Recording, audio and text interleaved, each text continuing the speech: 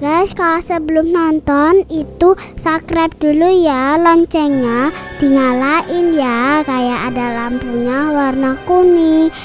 Bye bye, sampai jumpa di like, comment, share, dan subscribe. Tombol lonceng diklik sampai berwarna abu-abu. Bye bye. Tahukah kalian, ritual pesugihan untuk menjadi lebih kaya, mendapat jabatan yang lebih tinggi, hingga memikat lawan jenis pasti sudah pernah kamu dengar. Di Indonesia sendiri, ritual-ritual seperti ini masih terjaga dan dipercaya oleh sebagian orang. Bahkan beberapa tempat pesugihan ini dikenal sampai luar negeri. Selain kesan angker, tempat pesugihan ini juga sering dikunjungi orang-orang yang penasaran dengan prosesi atau ritual pesugihan. Kalau kalian masih penasaran, berikut adalah daftar 6 tempat pesugihan yang paling terkenal di Indonesia. Kalau kalian pernah dengar soal Gunung Kawi, gunung yang berada di Malang ini sudah sangat terkenal karena dipercaya bisa mendatangkan kekayaan. Bahkan nama Gunung Kawi tersebut sudah dikenal luas loh, bukan hanya di Indonesia, tapi juga sampai terkenal di Asia Tenggara. Di sini ada makam Mbah Jogo dan Raden Mas Imam Sujono alias Kiai Zakaria II yang sangat dikeramatkan. Ritual yang biasa dilakukan di Gunung Kawi ini adalah memberikan sesaji, membakar dupa, dan bersemedi. Khusus untuk semedi, banyak orang yang melakukan berjam-jam, berhari-hari, sampai berbulan-bulan. Biasanya ritual semedi ini dilakukan pada hari Jumat Legi yang diperingati sebagai hari pemakaman Mbah Jogo, dan tiap tanggal 12 bulan Suro untuk memperingati wafatnya Mbah Jogo. Ritual ini sendiri dilakukan untuk mendapatkan jimat berupa daun dewan daru yang bisa mendatangkan kekayaan.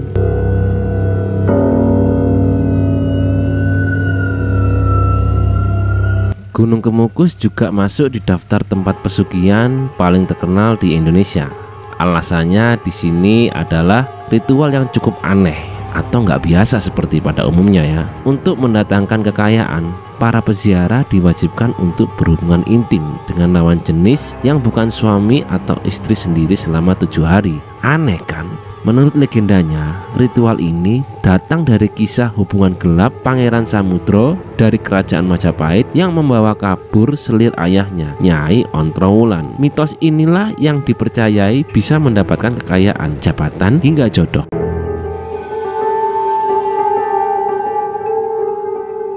Tempat pesugihan lainnya yang gak kalah terkenal ada di Cilacap. Gunung Serandil ini konon sering dikunjungi mantan orang nomor 1 di Indonesia, yaitu Presiden Soeharto. Di tempat ini juga dipercaya sebagai petilasan atau tempat Mbah Semar, dan konon Mbah Semar sendiri adalah penguasanya alam gaib bagi kepercayaan mereka. Makanya banyak orang mencari pesugihan di tempat ini untuk mendapatkan jabatan atau posisi pemimpin. Jika melakukan berbagai ritual di Gunung Serandil, kamu bisa mendapatkan wangsit yang bisa membuat posisi atau jabatannya semakin baik, bahkan naik. Di sini juga sering diadakan berbagai macam ritual kepercayaan kejawen.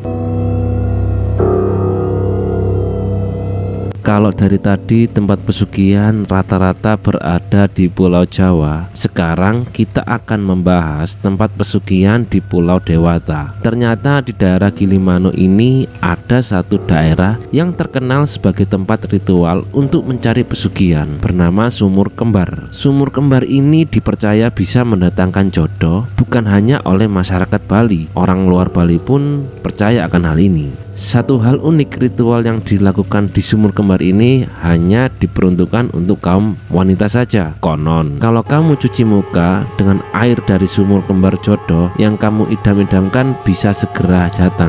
Selain itu, kamu yang ingin kaya juga bisa meminta di sumur ini, tapi kamu harus berani mandi telanjang di Sumur Kembar. Yogyakarta sudah sangat dikenal dengan Nyi Roro Kidul, penguasa pantai selatan. Selain Nyi Roro Kidul, kamu juga pasti pernah mendengar Nyi Blorong kan? Nyi Blorong adalah salah satu saudara Nyi Roro Kidul yang juga punya kekuatan sakti. Sendang Kemilon adalah salah satu tempat pemujaan Nyi Blorong. Konon, jika kamu beruntung, kamu bisa mendapatkan emas permata dari Nyi Blorong. Emas permata ini bisa dijadikan sebagai jimat yang akan membawa kekayaan untukmu. Tapi Sendang Kemilon ini khusus diperuntukkan untuk peziarah laki-laki, karena Nyi Blorong sendiri akan memilih siapa yang akan bersetubuh dan mendapatkan jimat emas tersebut.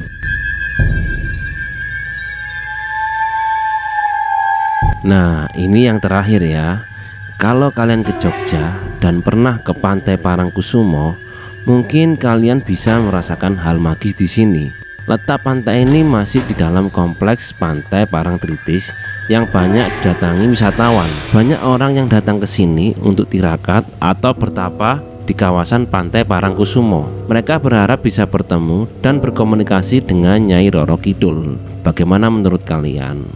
Oke guys, untuk berikutnya silakan tulis di kolom komentar ya.